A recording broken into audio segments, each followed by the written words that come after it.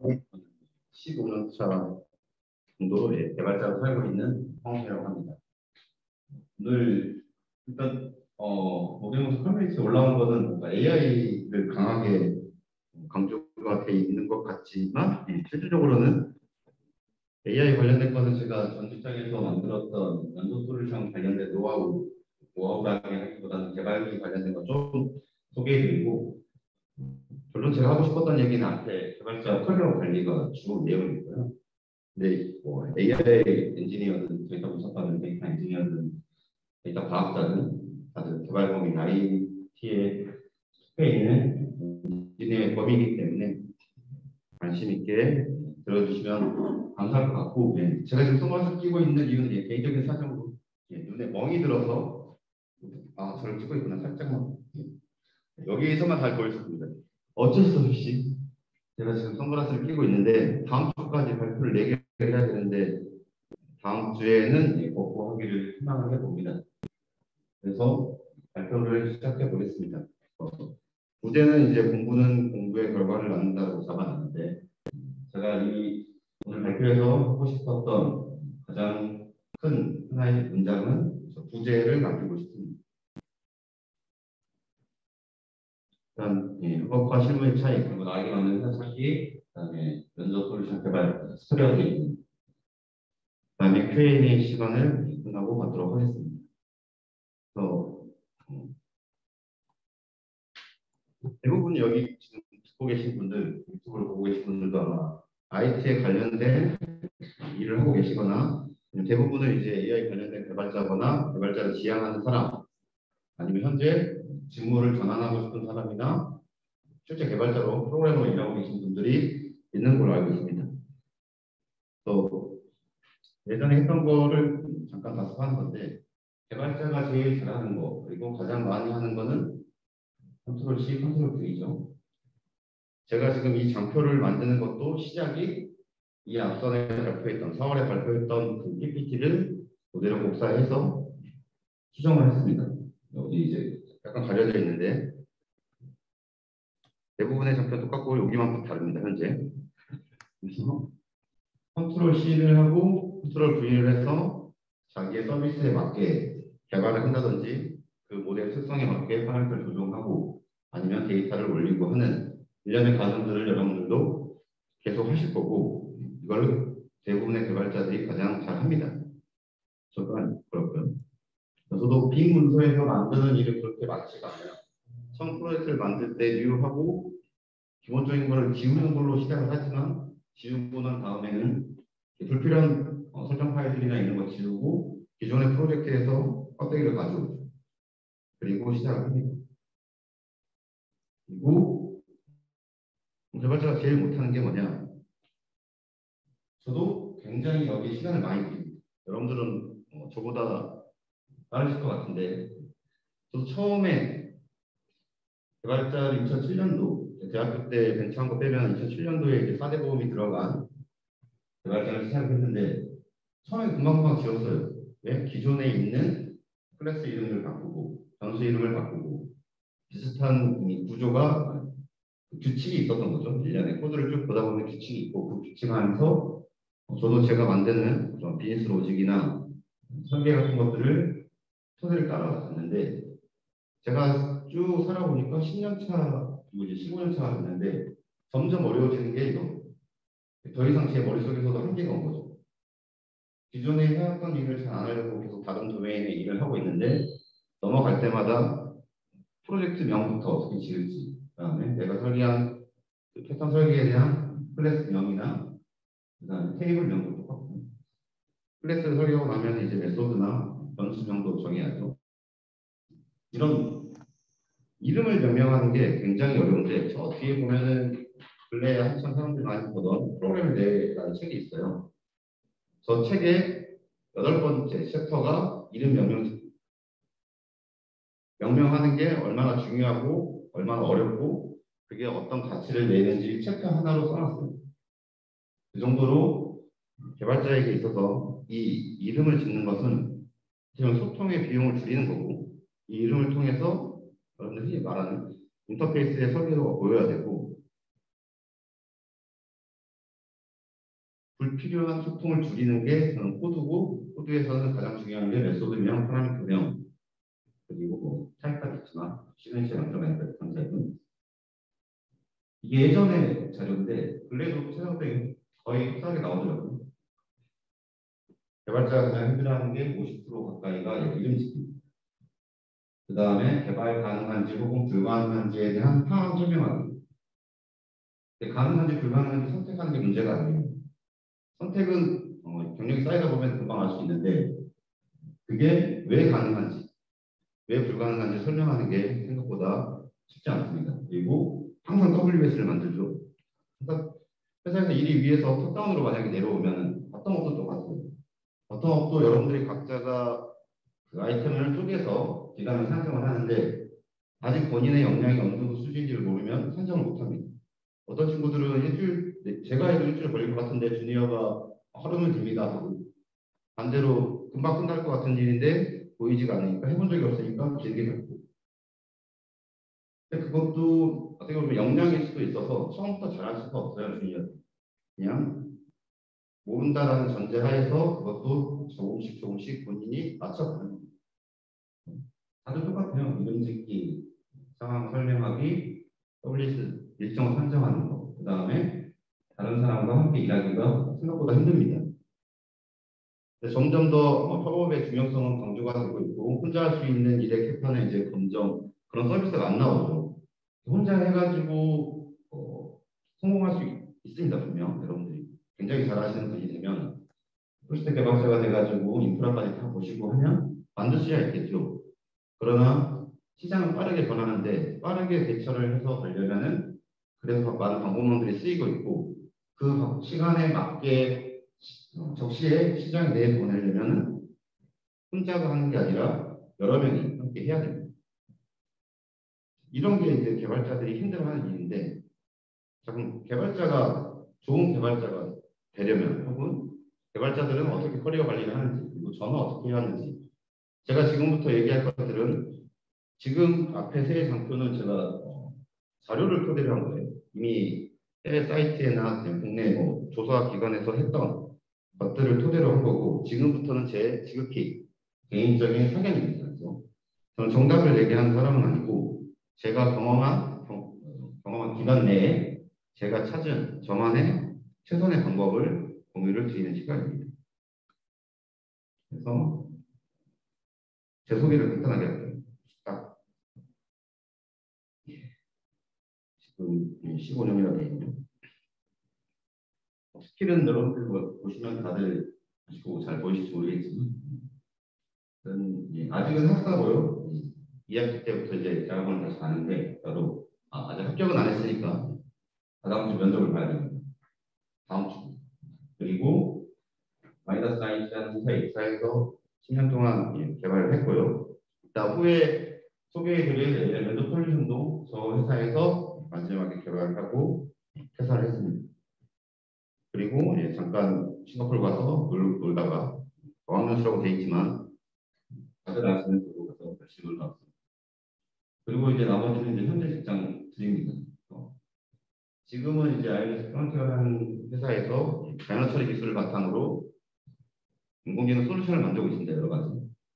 그리고 지리아 휴먼 리소스에서는 저기는 어떻게 보면 여러분들이 흔히 알고 계시는 헤드헌터를 하신다고 생각하시면 됩니다. 이렇게 검토를 하고 기업을 매칭해주고 그런 일련의 과정을 합니다.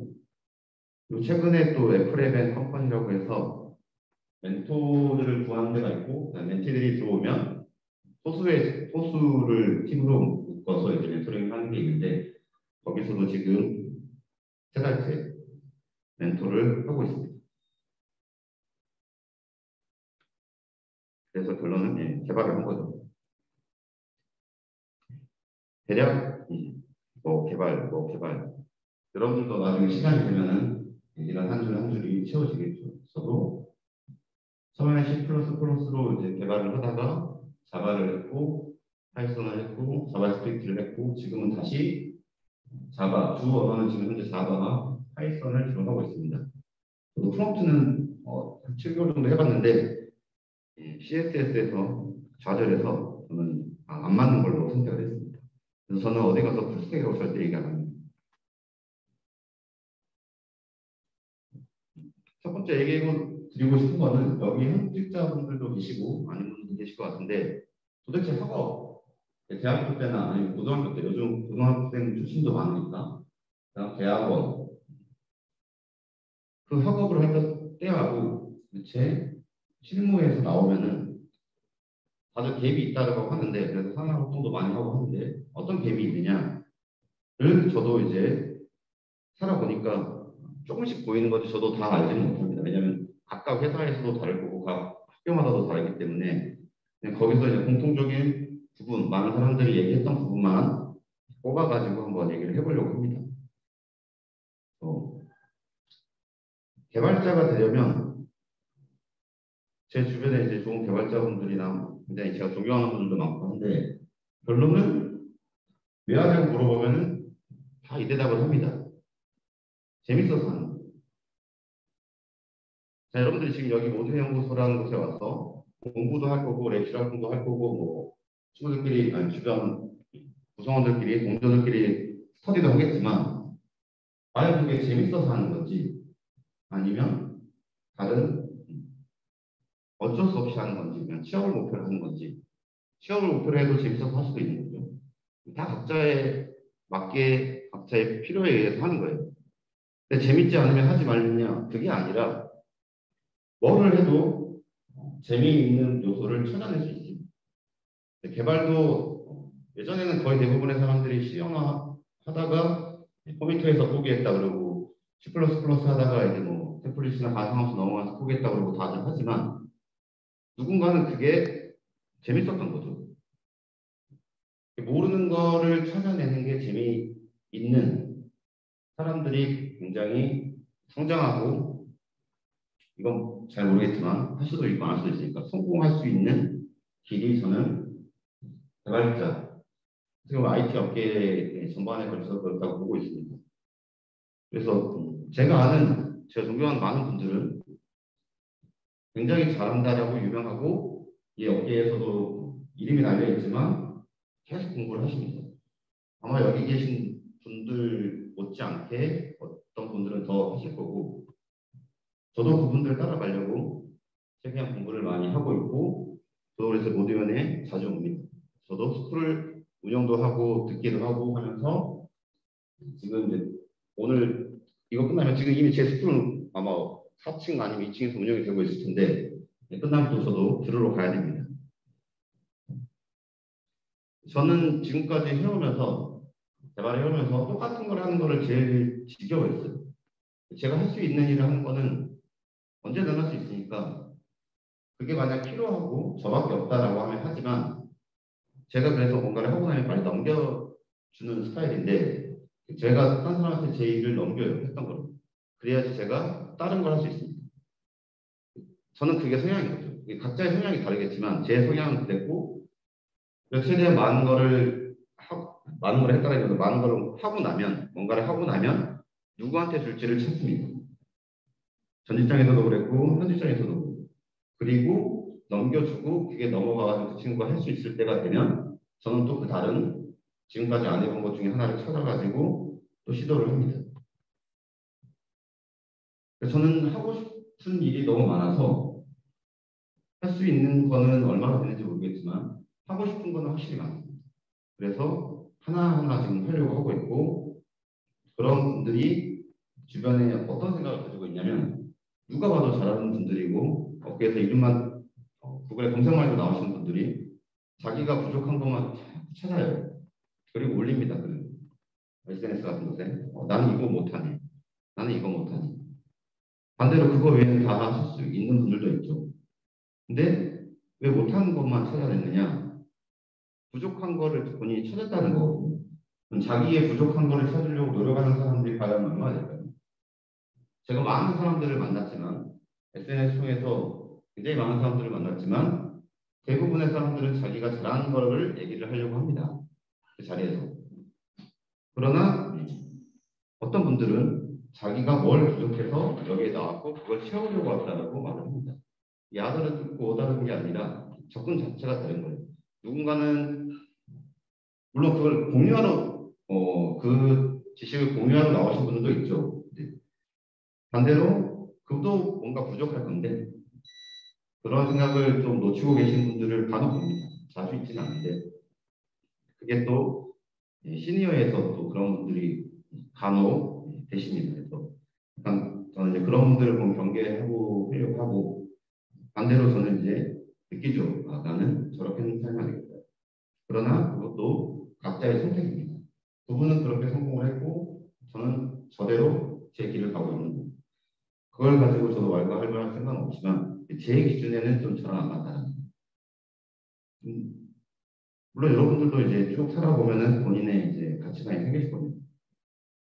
그래서 재미있게 공부하라고 하는 게 아니라 그 안에서 재미를 찾아보는 노력을 하시는 게 더 현실성이 있습니다. 그리고 저는 재미있어서 합니다. 희한하게. 다른 걸 못해요. 그래서 다른 걸 못해서 개발력해서 하고 있는 거고. 자, 이력서입니다. 이력서도 써보신 분, 안 써보신 분 이력서를. 제가 유튜브를 볼 수가 없구나. 이력서를 쓰면 저도 이력서를 많이 봤지만 면접도 많이 했는데 분명하게 이력서 쓰는 건 전략이거든요. 여기서부터 그 지원자의 전략적 사고라고까지 하면 좀 오바고 어떤 생각을 가지고 이 이력서를 썼는지가 한번 쭉 훑어보면은 많은 시니어들은 금방 캐치를 할 겁니다. 이 이력서를 가지고 서류 통과를 시킬지 말지. 이력서의 목적은 서류 통과예요. 그리고 면접관에 가기 위한 하나의 길입니다.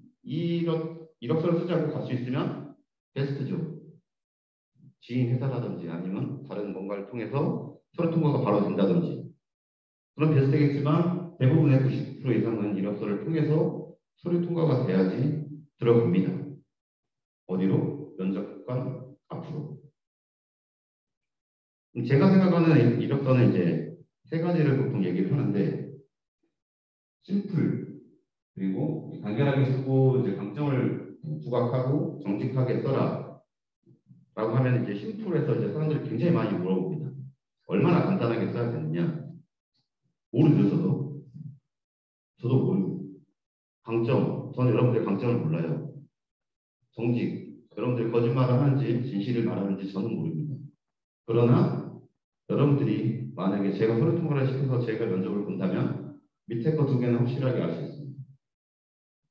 심플한 거는 본인이 살아본 게 많은데 심플하게 적으라는 게 아니라 면접관에게 물어보는 거예요. 반대로 질문을 던지는 거죠. 나한테 이거 물어봐라고 적는 게 이력서거든요. 나 이거 했다라고 해봐야 면접관들이 보기에는 다 거의 대동소이합니다. 주니어들의 면접 이력서는 간혹 이제 특출한 것들이 있지만 특출한 이력서가 있지만 그 외에는 대부분 대동소이해요. 그러면은 이력서를 딱 보고 이런 느낌이 드는 주니어들이 있어요. 신입 개발자 면접서 이력서를 보고 나면 뭘 물어봐야 될지 모르겠어요. 다 할 줄 안 돼. 다 할 수 있을 수가 없거든요. 그리고 그걸 다 할 수 있었으면은 이미 제앞까지 오지 않았을 거예요. 서류가 그냥 어딘가에서 이름이 알려져가지고 이미 알고 제가 데려왔던지 그렇게 되지. 보통 이제 기술 이제 정직이랑 관련된 건데 강점은 각자 잘 찾아보시고 여기서 이제 제일 많이 드랍이 되는데 면접 자리에서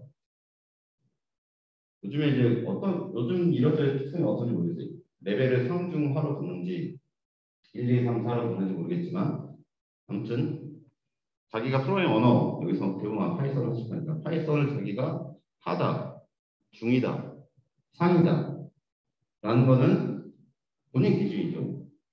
본인 기준입니다.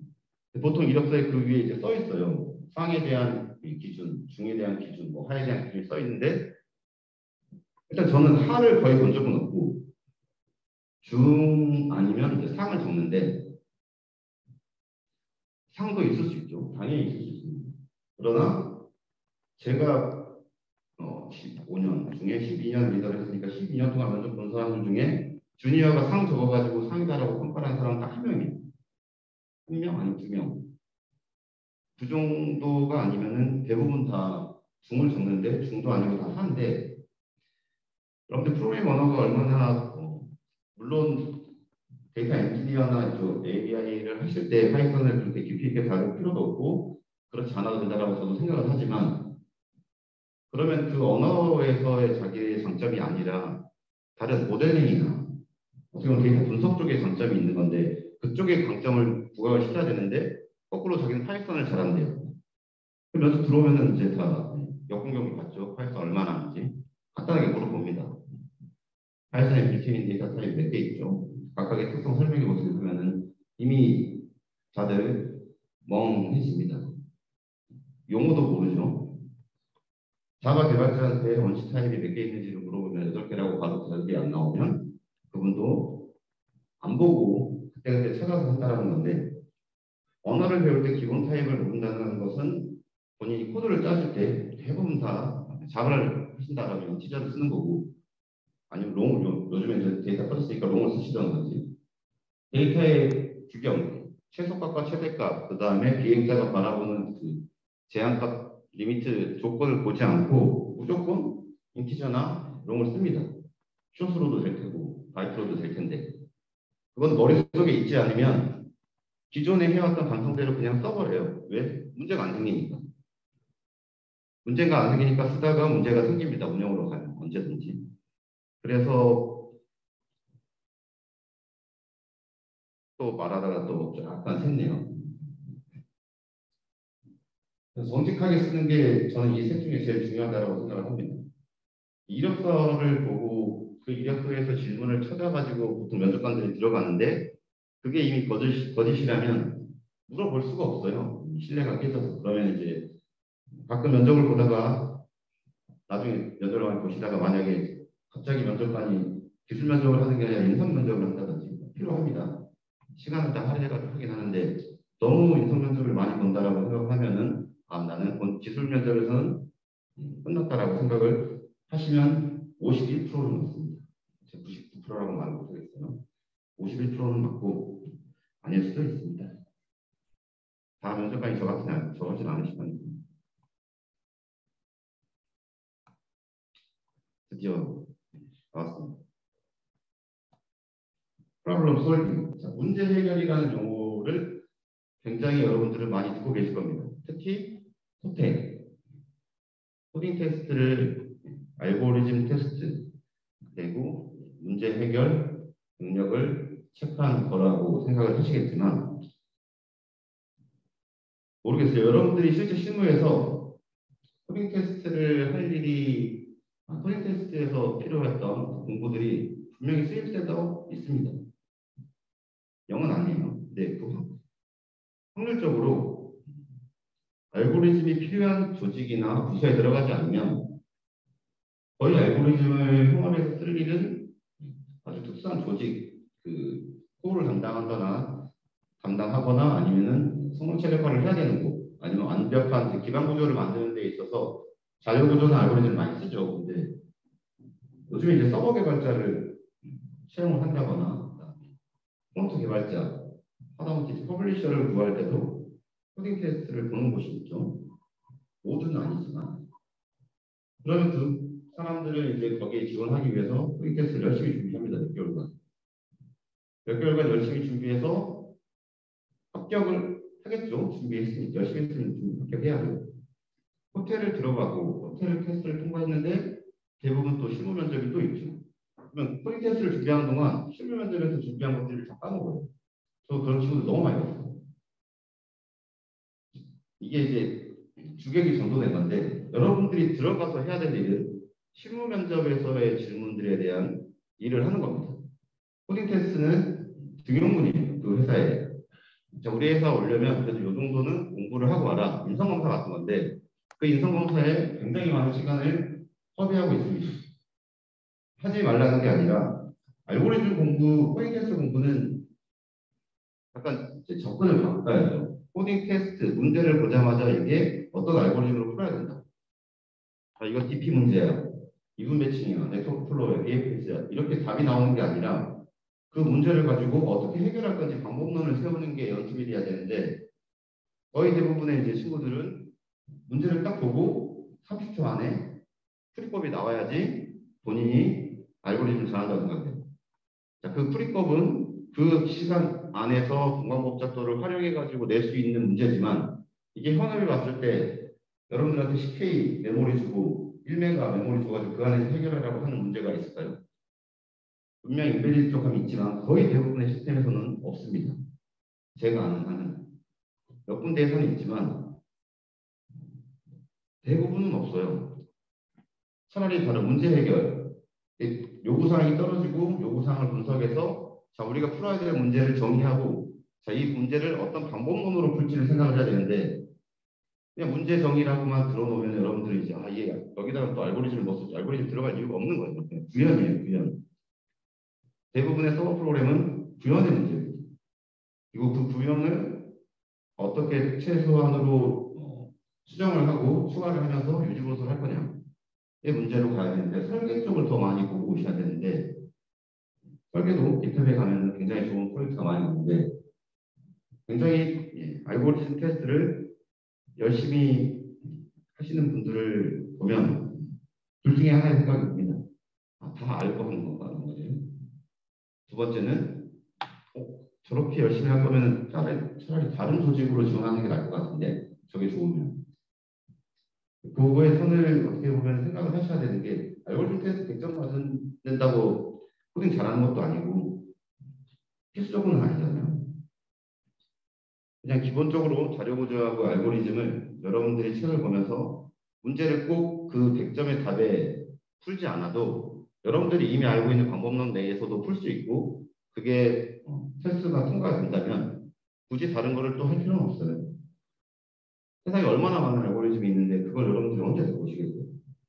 필요할 때 찾아보면 됩니다. 그리고 필요할 때 찾아볼 수 있는 첫 번째 키워드 정도만 기억을 하시고 그 다음은 또 서치를 들어가면 됩니다. 검색을 해야 됩니다. 검색을 잘 하시면 풀 수 있습니다. 저도 구글과 스택 오버플로우가 없으면 개발을 아는 거 외에는 잘 안 합니다. 왜? 저를 못 믿어서.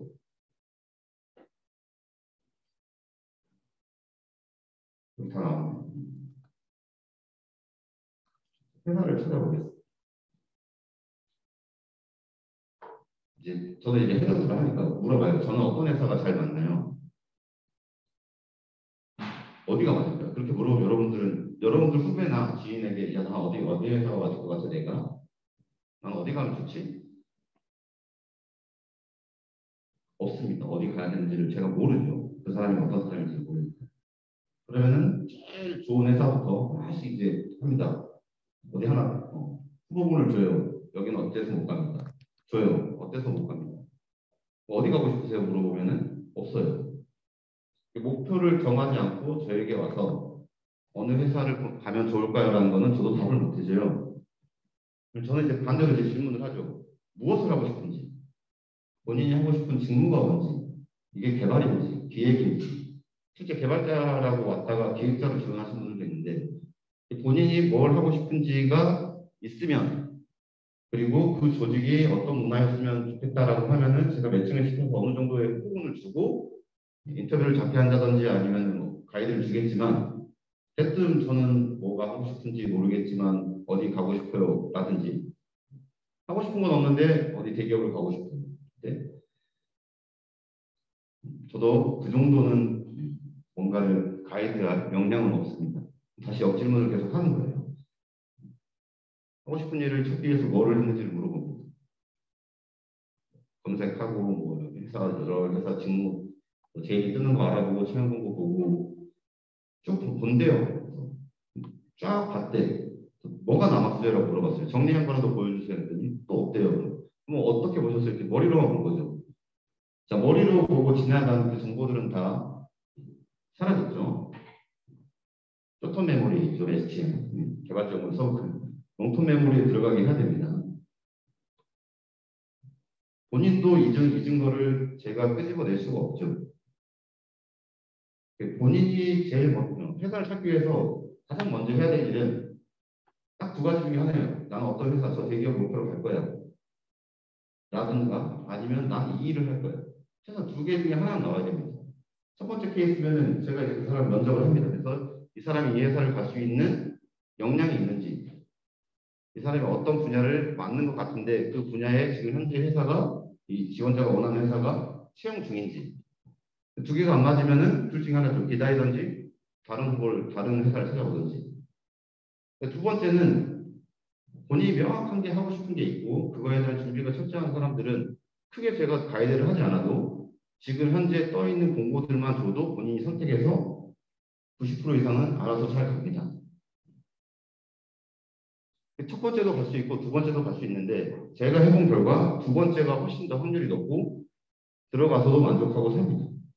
회사만 보고 가는 사람들은 회사 좋은지만 알고 들어가죠. 그러나 모든 회사는 다 안 가봤기 다르듯이 들어가면 다 힘들어요. 여러분들 회사 들어가면은 공부하는 게 아니라 일을 하는 거예요. 일이 주어지고 그 일은 여러분들한테 연봉을 주고 월급을 주는 대가로 일을 해야 되는 겁니다. 성과를 내야 돼요. 일을 했으면 성과를 내야 돼요. 그게 이제 프로의 세계로 여러분들은 사이로 뛰어드는 건데 이거 관련해서는 오프 더 레코드가 많아서 여기서 실시간 안 됩니다. 나올까봐 겁나. 아까 얘기했죠. 코딩 테스트는 본인이 진짜 가고 싶은 회사가 있는데 코딩 테스트를 본다. 준비하셔야 됩니다. 그 회사가 목적이 되는 거죠. 그리고 본인이 하고 싶은 직무가 그 회사에 있다면 준비해야죠. 그 회사의 코딩 테스트가 인성검사처럼 보여주는 여러분들 테스트하기 위한 하나의 방법인데 당연히 준비하셔야 됩니다. 그 준비는 할 방법은 온라인에 널리고 널렸고 시간 투자만 하시면은 저는 코딩 테스트는 어렵지 않게 넘어간다라고 항상 말을 하는데 코딩 테스트 열심히 준비했어요 해가지고 이제 한 달 뒤에 와요. 떨어졌다고 해서 몇 개 풀어봤는지 보면은 어려워가지고 일주일에 두 개씩 풀었대요. 일주일에 두 개 풀었으면 한 달에 8개 풀었어요. 8문제 풀어보고 본인이 가고 싶은 회사에 지원을 한 거죠. 그러면은 안 되겠죠. 이것도 진짜 가고 싶었는지도 저는 잘 모르겠어요. 진짜 가고 싶으면은 짧고 굵게 하겠죠. 취업할 때쯤 되면 여러분들도 세상에 살면서 굉장히 많은 시험을 쳐봤고 시험 공부도 하는 방법도 어느 정도 자기 방법론은 세워졌을 건데 그 안에서 노력을 안 했다는 거라고 저는 생각합니다. 꼭 가고 싶으시면은 준비를 하셔야 되고 저는 항상 물어보죠. 반대로 이제 코딩 테스트를 보는 회사 면접관들에게 물어봅니다. 가끔 너는 풀 수 있니? 당신은 풀 수 있습니까? 풀 수 있는 사람도 있고 없는 사람도 있습니다. 저도 전 직장에서 8년 정도 10년 다니면서 8년 정도 문제를 냈는데 저는 뭐 코델티나 이런 데 참고는 했죠. 올림피아드랑 그런 마사에 거기서는 실제 알고리즘을 많이 써야 되는 그런 설계 해석 프로그램이라고 해서 시뮬레이션 하는 거라 설명대수도 잘 알아야 되고 그래서 그 회사에 맞는 알고리즘 문제를 많이 냈어요. 물론 기본적인 알고리즘 문제도 냈습니다. 점수를 주기 위해서. 근데 저도 제가 풀어봤는데 저보다 정말 잘하시는 분들은 전 2시간 코스로 딱 잡아가지고 풀었는데 40분이니까 쭉쭉쭉 답이 올라오더라고요. 만점짜리들이. 깜짝 놀랐어요. 아, 이 사람들은 이걸 어떻게 풀지? 라고 생각했는데 코드 보면은 정형화돼 있습니다. 거의 정형화돼 있는 딱 그걸로 다 풀었죠. 그게 나쁘다는 게 아니라 그렇게 준비를 한 거겠죠. 저도 그러면 그 범주에서 벗어나는 문제를 못 냈다는 거고. 그걸 몇 번 이제 경험하다 보니까 점점 저는 이제 비즈니스 로직을 태우는 구형 문제로 많이 했어요. 코딩 테스트를 어디에서 본다, 안 본다, 말하고 할 필요 없습니다. 자기가 가고 싶으면 준비하면 되고, 아니면 아닌데 가면 됩니다. 실무 면접 보죠. 실무 면접은 본인들이 이제 특히 이제 경력자들은 명확하게 다르죠. 저는 지금 거의 대부분 주니어 신입 개발자분들을 위한 내용을 전달하고 있어서 성장을 하는 포인트를 봅니다. 그 말은 이 회사에 와서도 우리와 함께 하면서도 성장을 할 것인가를 보는 게 가장 중요한 팩터입니다. 그래서 저는 이제 저희 회사의 경우에는 다른 회사는 당연히 다르겠지만 저희 회사에서는 자바 개발자를 채용을 할 때 제가 이제 실무 면접을 근래는 안 보고 있는데 이제 볼 때도 자바를 물어보지 않습니다. 제가 여기서 지금 퍼실리로 하고 있는 게 시스템.아웃 프린텔레 헬로월드를 출력하는 코드를 가지고 24시간 헬로월드를 하는데 어차피 주니어들이 자바 프로그램을 물어보면 모르니까 아예 안 물어봅니다. 모르는 걸 물어보는 것도 민망하니까 안 물어보고 뭐를 물어보느냐 본인이 했던 프로젝트 아니면 수업에서 했던 턴 프로젝트 아니면 특정 수업에서 점수가 좋았던 걸 물어보면서 이때 어떻게 했는지를 물어보고 지금이라면 어떻게 바꿀 건지 기존보다 뭘 개선하고 싶은지 거기까지 해서 이제 어느 정도의 본인의 의견이 나오면 이제 실무 면접관들한테는 저희가 올리려고 합니다. 근데 세 번째 질문도 해봐요. 저희가 도와주면은 이걸 어떻게 뜯어 고치고 싶은지까지 생각을 하는 친구들은 계속 그 고민을 해왔던 거고 본인이 해왔다는 일도 지금도 고민을 놓지 않고 있는 거예요. 왜? 더 발전할 포인트가 있으니까. 개발자가 하는 일은 저번 주에 코드를 깨고 오늘의 코드를 짜고 다음 주에 또 이번 전주에 코드를 깨는 게 개발자가 하는 일의 대부분입니다. 그 삶을 살아가고 있는지를 묻는 거예요. 거기까지 잘 하는 친구들은 그날 바로 임원 면접을 보고 채용을 해버려요. 다른 사람한테 뺏기면 안 되죠. 다른 회사. 계약서를 빨리 써야 돼요. 친구들. 그래서 성장을 하는 사람인지 그리고 성장을 하고 싶은 사람인지를 보통 주니어 친구들 볼 때는 이 관련된 질문만 합니다. 그리고 보통 다 이제 임원 면접이 있죠. 임원 면접은 이제 보통 회사의 문화를 보고 맞는 사람인지를 보는 건데 쉽게 생각하면 제가 여기서 면접을 보는데 여기 구성원들이라고 가정을 하면 여기에 그 친구를 앉았을 때 저희랑 같이 일할 때 잘 융화가 될 것인가 옆 사람들이랑 잘 얘기하면서 팀워크를 맞춰 갈 것인가를 봅니다. 또 하나는 실무 면접관들이 여러 가지 항목들을 가지고 점수를 매겨요. 그 중에 재확인이 필요한 항목들이 있습니다. 그런 거에 관련된 거는 또 임원 면접에서 기술 면접을 또 봐요. 임원 면접에서 기술 면접을 안 본다라는 생각을 또 가지시면 안 됩니다. 실무 면접관들이 이거는 제가 다 확인 못했어요. 이건 좀 아리까리했어요 라고 하는 코멘트를 달면 실무진에서 문서를 작성해서 올리고 임원 면접에서 그걸 재확인을 합니다. 그렇게 해서 임원 면접에서 기술 면접으로 탈락하시는 분들도 있어요. 그러니까 실무 면접이 끝나면 본인이 해왔던 것을 복기를 해서 부족했던 부분은 다시 정립을 하셔야 됩니다. 찾아보고. 난 실무 면접 끝났으니까 이제 가가지고 문화 면접, 인성 면접하고 공되겠지 하고 갔다가는 큰 코 다칠 수도 있습니다. 물론 아예 안 보시는 분들도 있어요. 임원에 따라서. 정말 기술자 쪽 임원이 안 들어오시는 상황이 없는데 그런 것도 있습니다. 그런 친구들이 저도 들었고 임원 면접을 봤는데 기술 면접을 봐서 떨어졌어요라고 합니다. 실무 면접을 물어보면 실무 면접을 아직까지 한 것들을 안 하라고 보고 자 드디어 이제 모드팝이랑 관련 있는 AI 면접 솔루션 짧게 얘기를 하겠습니다.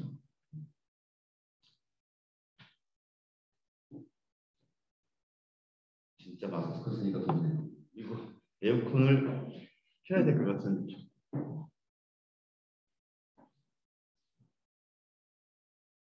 2017년 이거에 나왔으니까 2017년 6월, 7월쯤에 제가 받은 요구사항이었고 그런 이제 비대면으로 면접을 할 수 있는 플랫폼을 만들자. 그래서 저 회사에서 원래 기존에 채용 솔루션이라고 하는 게 있었는데 입사 지원서를 받고 면접을 하고 한 1년의 과정 체험까지 가가지고 실제 또 이 회사에서 만든 ERP를 연계해가지고 좀 넘어가고 퇴사까지 시키는 그런 일련의 이제 솔루션들이 있는데 그 중에 면접 채용할 때 쓰는 면접 솔루션입니다. 취지는 그거였어요. 왜 만들었냐면은 많은 사람들에게 면접을 볼 수 있는 기회를 부여하자. 지원 개발자들이 계속 늘어나고 있고 서류 통과가 안 돼서 면접을 못 보시는 분들이 많은데 생각보다 서류 통과는 운도 작용합니다. 누가 받느냐.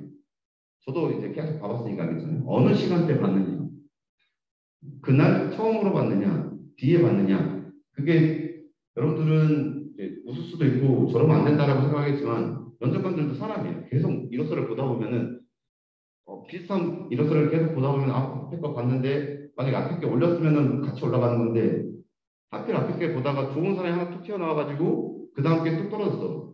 보통때 같은 거 올릴 수 있었는데도 비슷한 거 나오면 다 탈락입니다. 그거를 전쟁에서는 이제 보통 한 번에 공채를 하면 한 1000개 정도 보는데 그거를 다 자세히 못 봐요. 그러면은 쑥을 떠보면서 포인트가 있는지를 보고 그 다음에 스킬 보고 이걸 다뤘는데 이 다룬 게 밑에 소개서에 어떻게 써져 있지 보고 여기까지 넘어가야지 그 다음 나머지 항목을 읽지 여기서 안 되면은 저도 빼놓습니다. 근데 빼놓을 때도 다시 볼 것과 안 볼 거를 또 나눠요. 왜냐면 쭉 봐가지고 이 공채 전체 안에서 이제 또 기준을 만들어야 되니까.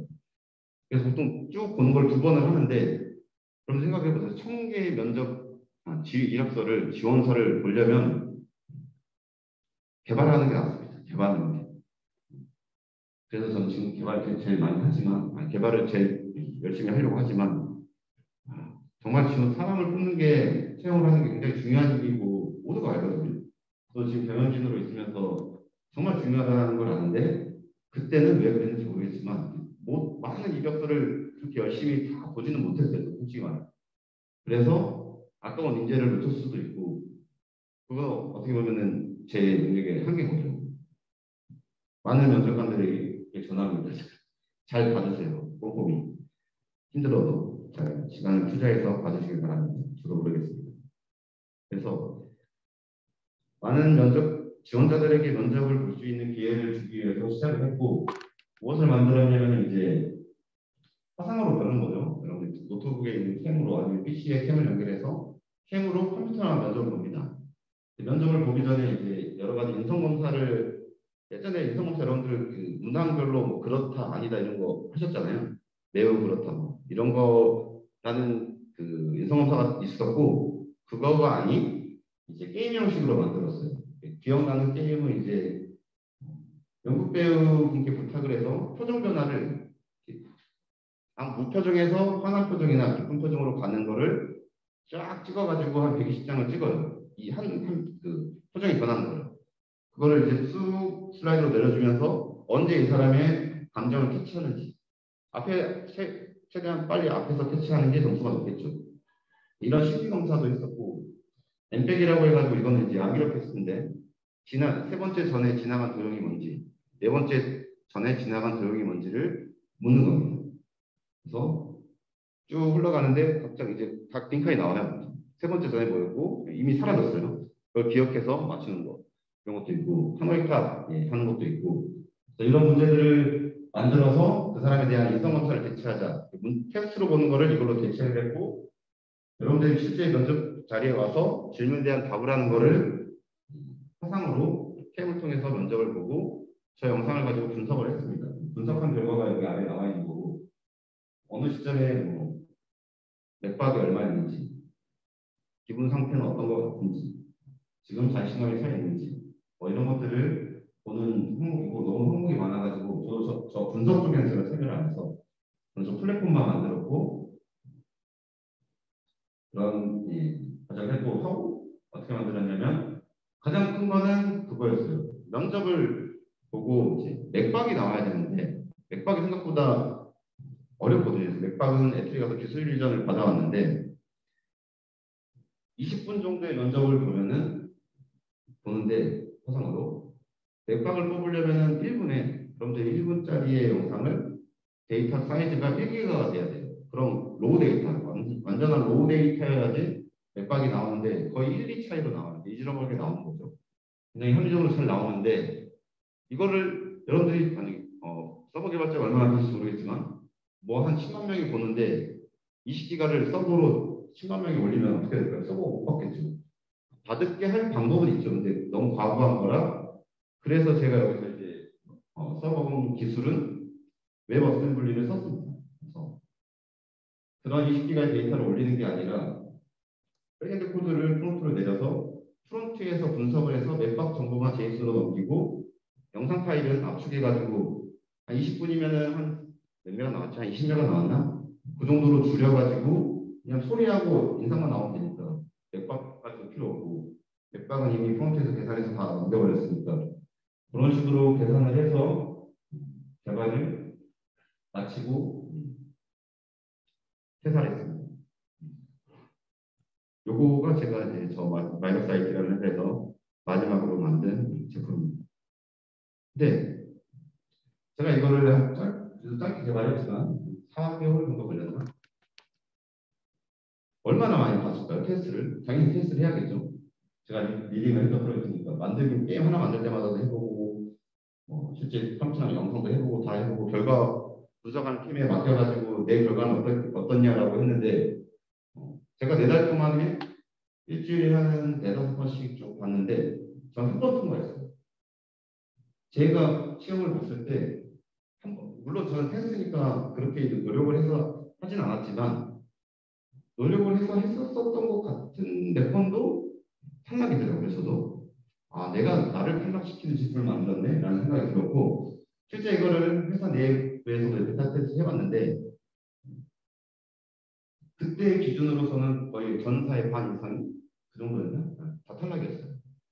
인성 관련된 그쪽에서 저희가 이제 그 잘못 잡은 거죠. 한번 또 기획을 뭐 바꾸고 기준을 바꾸고 아마 했을 텐데 지금은 저도 여기 나온 지 4년이 넘어서 어떻게 하고 있는지도 모르겠지만 그때 당시에 저랑 주로 메인 개발자가 프론트 한 명 있었는데 그 친구는 저도 계속 탈락해가지고 이걸 우리가 왜 만들고 있나라는 생각도 들었지만 나중에 만들어 놓고 나서는 이제 여기저기서 잘 쓰고 있는 거 보면 그 뒤에 이제 많은 개선사항이 있었겠죠.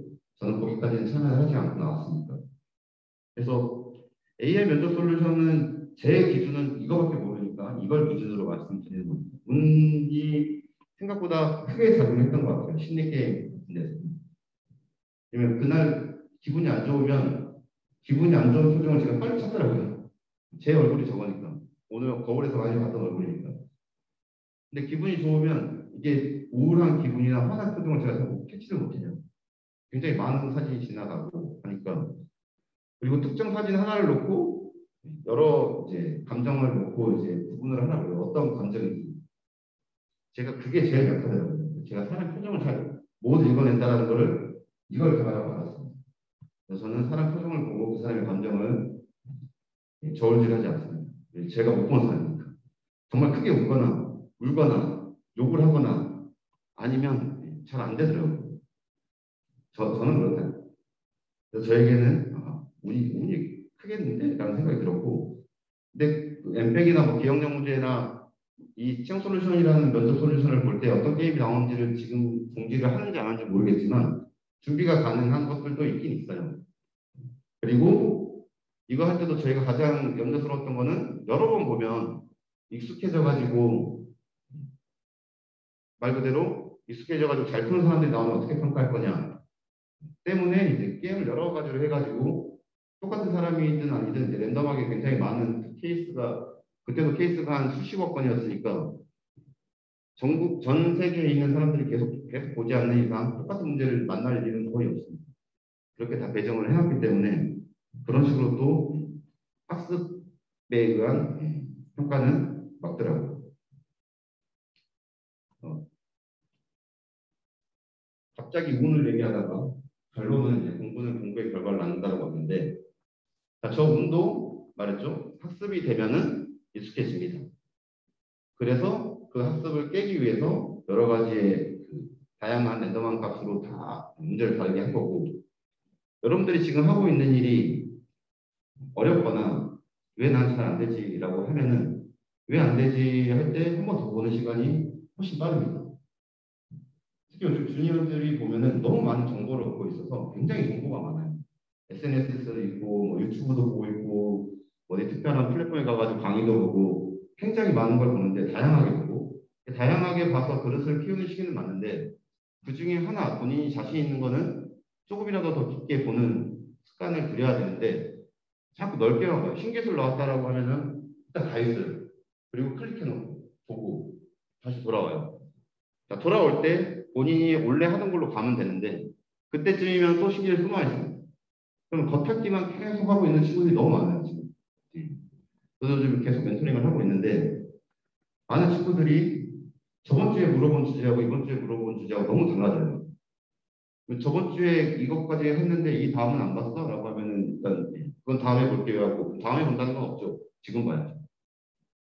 지금 여러분들이 가장 자신 있어 하고 있는 아니면 회사에 취업해서 아니면 대학원 뭐 학업을 더 연장하면서 해야 될 부분에 대한 공부가 먼저지 다양한 기술은 일주일 지나면 또 과거의 기술이에요. 지금 얼마나 많은 기술이 나오고 있는데 그걸 다 쫓아가실 필요도 없고 그 기술들을 다 실무에서 쓰지도 않습니다. 저는 아직도 프로그래밍 언어 공부를 합니다.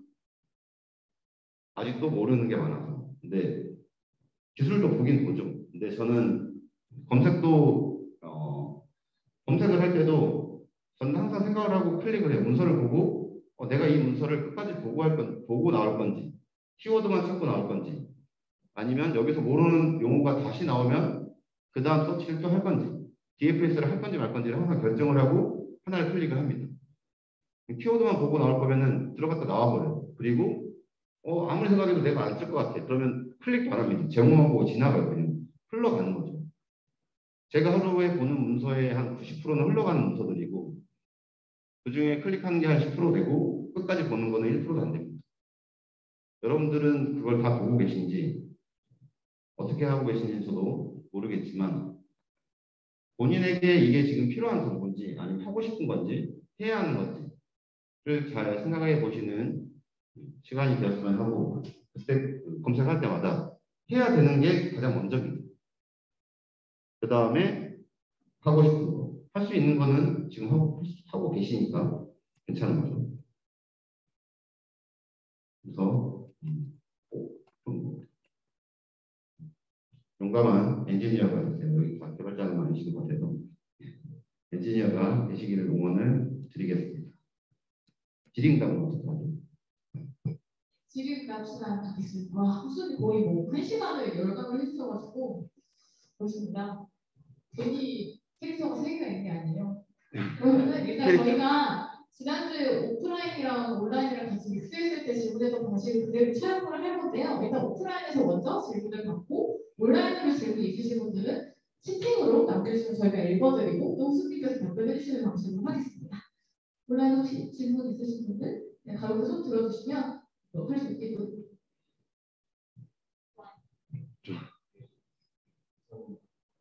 늦은 시간까지 시간 마련해 주셔서 일단 감사하다는 말씀드리고 아까 그 학업이랑 실무 차이를 얘기하다가 코딩 테스트 쪽으로 좀 흘러가가지고 정확한 차이를 제가 잘 모르겠어가지고 혹시 학업을 좀 중점으로 하는 사람들이랑 공부보다는 먼저 일을 먼저 하는 사람들이랑 어떤 차이가 있을지 궁금해요. 학업을 하시는 분들, 저도 이제 학업을 또 갈 예정이니까 저도 저번 달인가 5월 달에 가서 기억도 잘 안 나네요. 학회를 갔다 왔는데 우선에 그래서 지금 현재 석사분들이 혹은 박사까지 있었나 모르겠는데 그분들이 하는 거를 몇 개를 들어봤어요. 들어보면서 질문도 몇 개 했죠. 질문도 몇 개 했는데 옆에서 교수님이 물어보지 말고 그냥 잘 듣기만 해라고 해가지고 난감한 질문을 제가 했나 봤는데 제가 느낀 지금 현재 학업 실제 그분들은 그때 제가 본 한 4개 정도의 거기에서는 이미 현장에서 쓰고 있지 않은 과거의 거를 가지고 연구를 진행하고 계시더라고요. 네. 이미 다 나와 있는 주제를 지금 왜 하고 있는지를 모르겠고 이미 끝난 주제인데 데이터만 약간 바꿔가지고 하는 거가 의미는 있지만 그게 학회에서 나와가지고 공유할 만한 건지도 잘 모르겠고 그 다음에 어떻게 보면은 이미 이쪽은 제가 봤을 때 이미 끝난 기술이고 이쪽을 지금 화두가 되고 있는데 기존에 해왔던 거니까 하고 있다라는 느낌을 많이 받았어요. 그러면 저는 반대로 지도 교수님이 이거는 이제 그만하고 저로 넘어가자라는 거를 했어야 되지 않나라는 생각이 들고 실제 이제 석사생들이나 박사생들을 이제 채용을 해보면 들어와서 일을 할 때도 그래도 박사생들 좀 낫습니다. 왜냐하면 프로젝트를 많이 하거든요. 그래서 프로젝트를 끝내기 위한 전략을 잘 짭니다.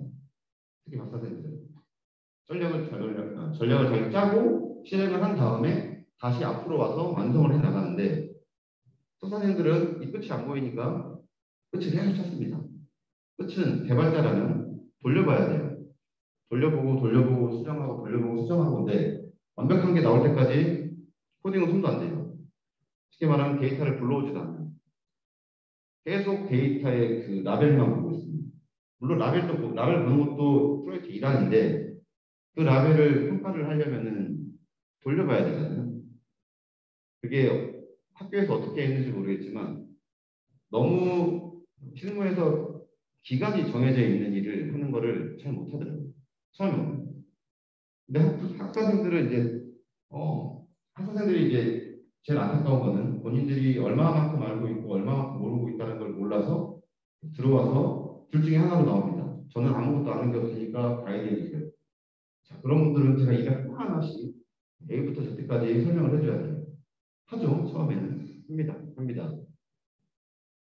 굉장히 시간이 많이 들어가요.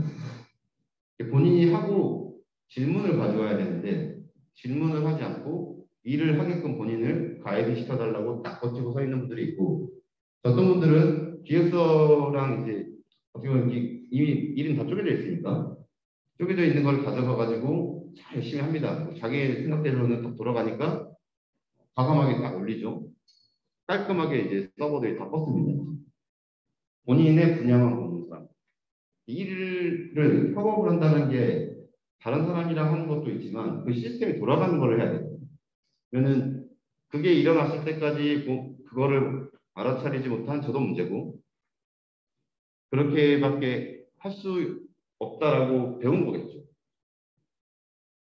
돌아간다라고 해가지고 올린다라는 거하고 다른 거거든요. 본인이 로컬에서는 확인해봤어요. 최소한 머릿속에 있는 거를 옮겨놓고 올립니다. 물론 개발되고 아직 그 릴리즈가 되지 않는 제품들은 그런 정책을 따라서 마스터에 다 머지하지만 그래도 최소한의 확인은 하고 올리는 습관을 들여야 되고 그러면 쪽탄 프로젝트나 뭐 하다 보면은 대부분이 다 그렇잖아요.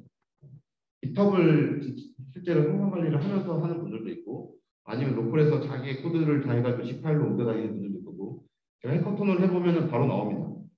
한 30%는 G파일이 돌아다녀요. 메일 주소를 받아가지고 왜 꼭 그 프로젝트 팀 중에 한 명이 꼭 깃허브를 안 써봤어. 로컬로 SVN을 설치해온 사람들도 있고 SVN 또 써봤나?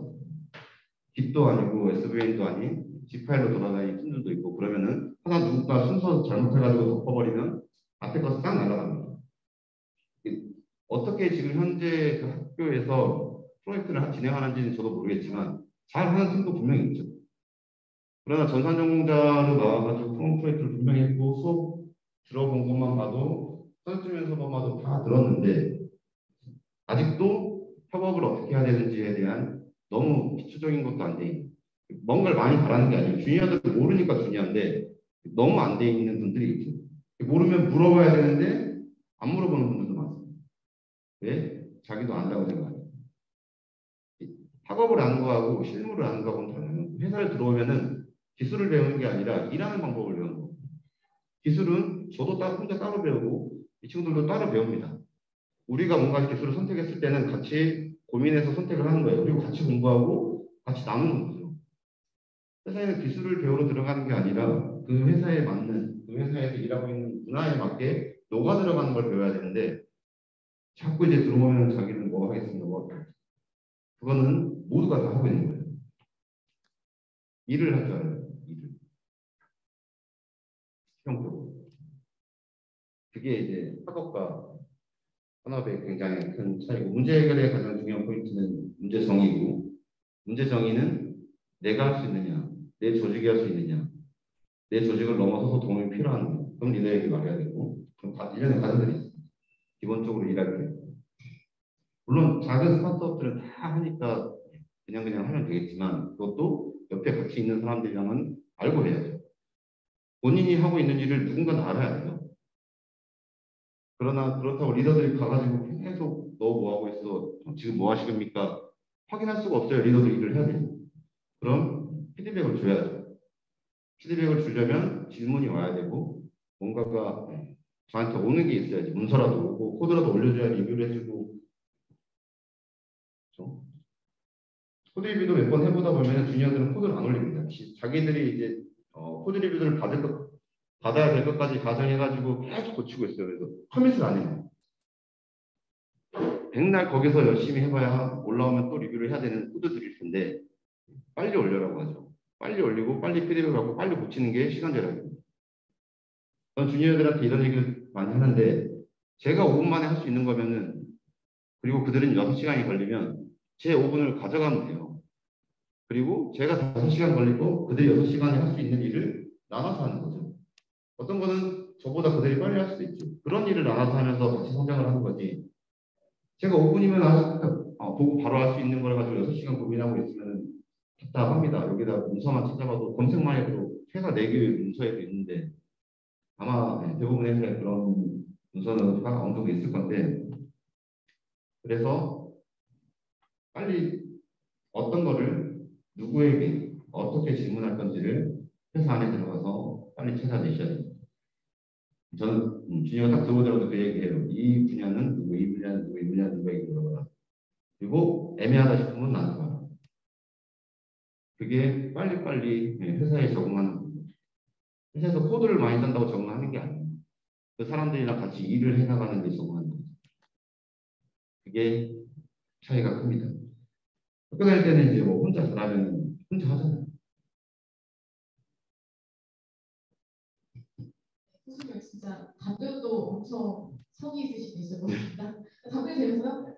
너무 좋습니다. 혹시 또 오프라인에 계신 분들 중에 질문 있으신 분들 계신가요? 지금 온라인으로 채팅으로 좀 나와 있는 게 있는데 오프라인 먼저 하고 채팅에 대해서 올라온 질문도 답변 드릴게요. 이게 저희가 이제 온라인으로 참여하시는 분들은 이 마이크 소리를 들으시는 거랑 질문을 좀 또박또박 해주시면 온라인으로 참여하시는 분들도 잘 이해하실 수 있어서 이번 면접에서 이제 문화 이제 그때 인터넷은 항상 취향적으로밖에 안 나오더라고요. 혹시 기업 문화에 대해서 조사하는 방법 같은 거 있으면 알려주시면 기업 문화에 대한 조사. 어떤 회사는 어떻고 어떤 회사는 어떻고 있든. 네. 그거는 제가 여기서 말하기에는 오게 된 자리에서 어떤 회사를 대한 문화를 제가 명확하게 알 수가 없어서 그 각각의 회사의 담당자들이 얘기를 해야겠죠. 저도 피상적으로밖에 알 수가 없죠. 다른 회사에. 답변이지. 제가 아는 문화는 전 직장과 지금 현재 직장이죠.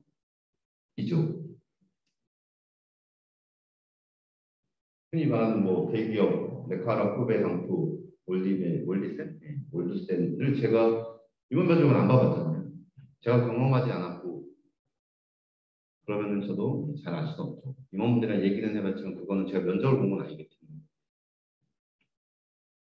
회사별로 임원 면접이든 실무 면접이든 다 다를 거예요. 그 회사에서 필요로 하는 거에 따라서 면접 가이드가 나가고 그 가이드 문서를 구해 볼 수 있으면은 가장 좋죠. 저희 회사에서도 가이드 문서가 있듯이 그게 공개를 해도 되는 건지 저도 모르겠습니다. 저도 받은 거는 저희 학과밖에 없어서.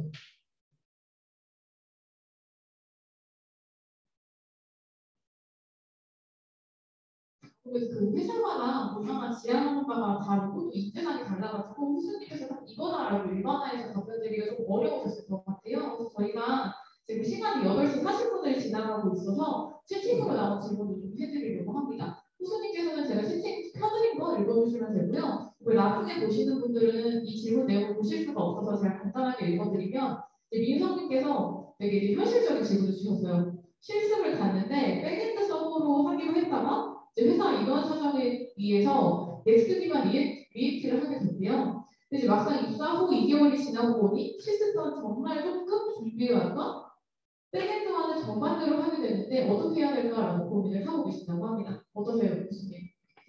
이게 본인은 백엔드 서버를 하고 들어갔는데 프론트엔드를 하시는 거잖아요. 회사에서 백엔드 서버 개발자를 채용을 할 때 프론트 일을 아예 안 시킵니다라고 거기에 JD에 썼으면은 저도 할 말이 있지만 대부분의 회사는 주 업무가 있고 그다음에 서버 업무가 있어요. 수명 업무도 있고 많은데 일단 2개월이 지나셨네요. 2개월 동안은 뭐라고 하셨겠죠?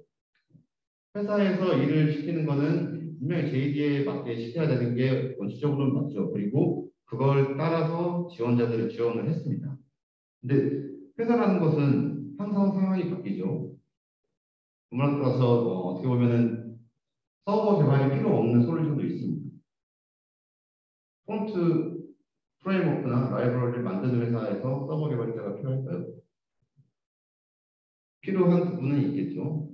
백오피스도 있고 뭐 이걸 판매하기 위한 그런 사이트도 있지만 그냥 그 라이브러리 자체를 개발하는 데 있어서는 브라우저와 여러 개의 브라우저와 뭐 여러 개의 모바일과 태블릿만 있으면 테스트 다 해볼 수 있고 테스트 도구 그 테스트 프레임워크들도 다 자바스크립트 쪽 프론트 거만 가지고도 구축을 할 수 있습니다. 물론 인프라가 좀 들어가겠지만 그럼 본인이 2개월 동안에 프론트를 하고 계시는 동안 이제 와서 나는 왜 프론트를 해야 돼? 하고 있나요? 라고 물어볼 게 아니라 처음에 일단 그거를 프론트를 하게 됐다는 거는 공감대를 형성했다는 거예요. 아니면 회사에서 일이 주어지니까 나는 회사에서 일이 주어졌네 하고 했다는 거죠. 그럼 한 거예요. 그때 얘기를 했어야 됩니다. 어떤 사정에 의해서 명확하게 제가 면접은 백엔드로 갔는데 지금 왜 프론트를 해야 되는지에 대한 상황 설명과 그게 공감대가 형성이 되면 하는 거고 그러나 보통 회사는 저도 백엔드 개발자지만 프론트가 필요하고 다른 사람이 할 사람이 없으면 해야죠.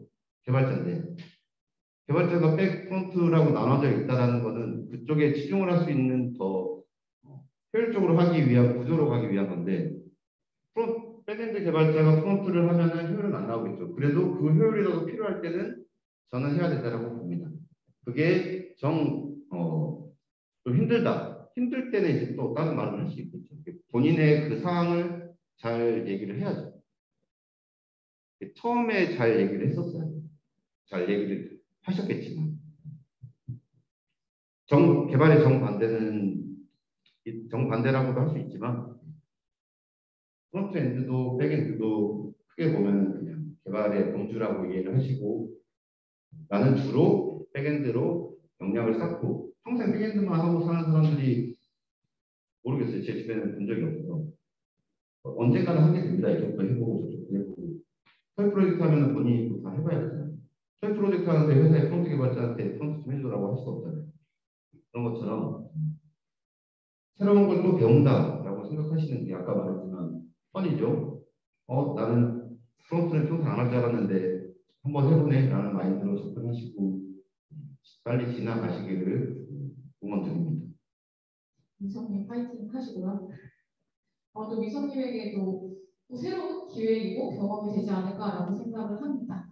태원님께서는 모델을 만드는 건 보통 공룡 기업에서 하는데 모델을 만들지 않는 AI 개발자는 어디까지 공부해야 하나요? 자기 분야니까 계속 해야 한다와 굳이 해야 하나라는 생각이 이제 크더라고 하십니다. 일단 여기서 말하는 모델의 범주, 이게 용어적인 게 어디까지인지 모르겠는데 모델이라고 하는 방법론을 말하는 거면 LSTM이나 RNN 아니면은 지금 나오고 있는 뭐 GPT-3 이런 거를 만드시고 싶으신 건지 아니면은 일반적인 그냥 인공지능 모델을 만든다라고 하면 데이터 구해서 전처리하고 라벨링해서 그거에서 여러 가지 방법론을 써서 정답률이 높은 걸 찾는다. 그 모델을 말씀하시는 건지 그건 이제 불분명해서 모델이라는 건 굉장히 범위가 넓어서 만약에 공룡기업이라고 표현을 해서 가지고 물어봤을 때 이게 만약에 구글에서 만드는 거라면 어디까지 공부해야 되나요? 저도 모릅니다. 저도 만들 줄 몰라서. 그러나 일반적인 모델을 방법론으로 본다면 그거는 이미 아실 거라고 생각합니다. 이 정도를 물어봤습니다. 그래서 구글에서 만든 GPT-3를 제가 만들 수 있느냐? 지금은 못 만듭니다.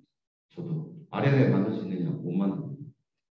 그래서 만들어 보려고 박사학위를 4개를 따는 목적으로 공부를 시작을 하고 있습니다. 43세. 저도 저거 해보고 싶어요. 하고 싶은 이유 중에 하나입니다.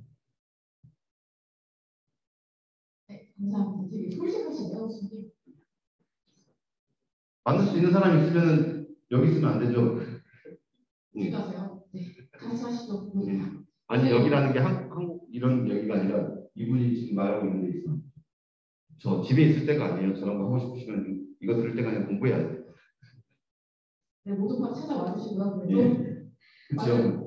영애님이 진짜 이거는 아마 여기 계신 모든 분들이 다 공감하실 것 같은데 실무에서 선호하는 신입이 되기 위해서 준비해 볼 만한 것들이 있을까요?